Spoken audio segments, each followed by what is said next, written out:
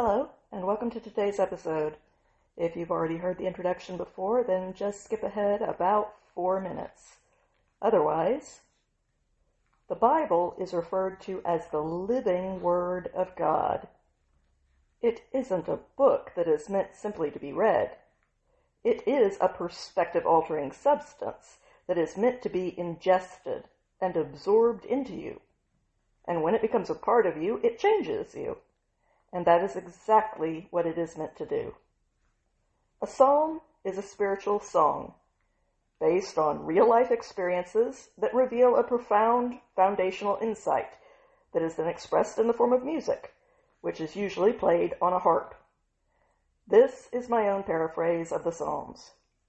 Now, there is an important difference between a paraphrase and a translation, and it is important to understand what that difference is. A translation takes a text word by word, and it finds the most accurate word in another language to convey the meaning of that original word. But sometimes getting the details right can come at the expense of the big picture.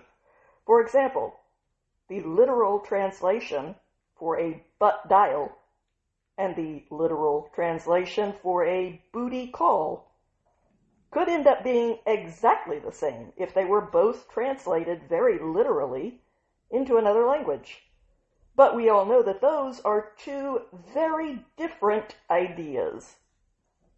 A paraphrase, on the other hand, is attempting to capture the spirit of the idea that is being expressed. But both approaches come with their own disadvantages.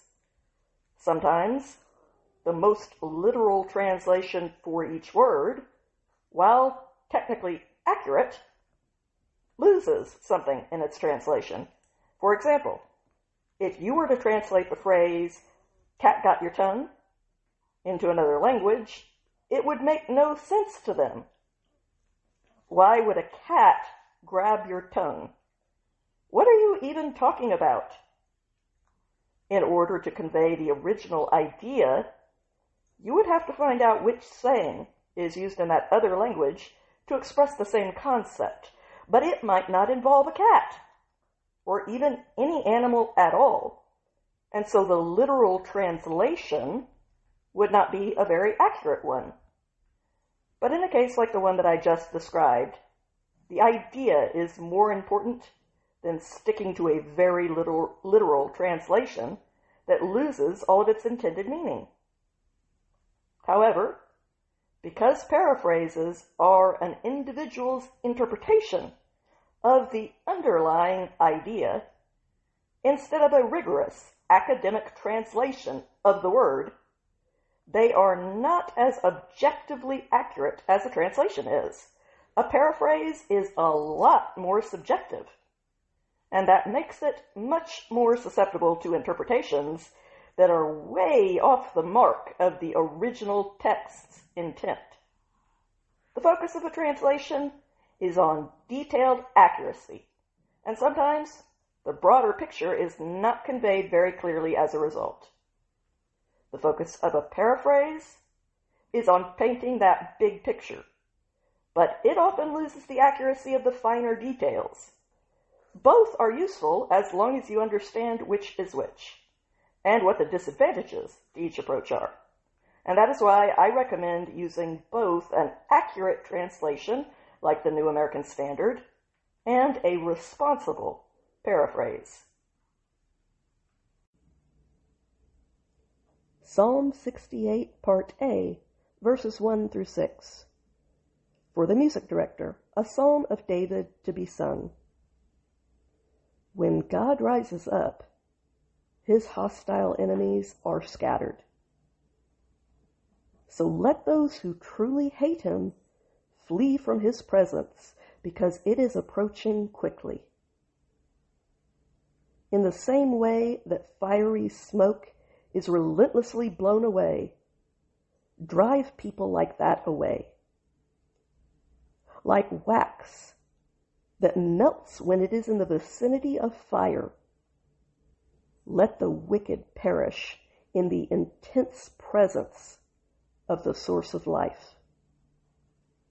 And at the same time, let the people of integrity who exemplify aiming up revel in their profound joy as they celebrate in ecstasy in the presence of that same intense source of life. So sing out to the ultimate creator. Sing stirring anthems to honor his legacy. Assemble an elevated road of tribute for him, the one who rides on the clouds through the barren plains, whose name is Yah. Allow your inner core to be buoyant, lifted up in a spirit of revelry as you glory in his presence. While he is living in his sacred home, the divine creator is a father to the vulnerable children who are bereft because they do not have a father. He is the protector who champions the widows who have been impoverished because they have lost their worldly protector. So he gives them justice when the world turns a blind eye. The source of life creates a family around the different people who exist alone. And he gives the people who are exposed a true home for them to build a full life in. He leads captive prisoners who live in heavy chains out into freedom. But stubborn rebels who will not follow him to a better place are left behind to live as best they can in the hellscape of the parched wasteland that they chose in their own defiance.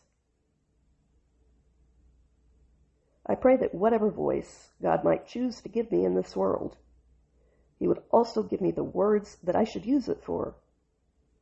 These words have meaning for me, and if they had some meaning for you as well, then I am truly grateful that we've both been given a gift from above, and from each other. Have a good day out there, my friends.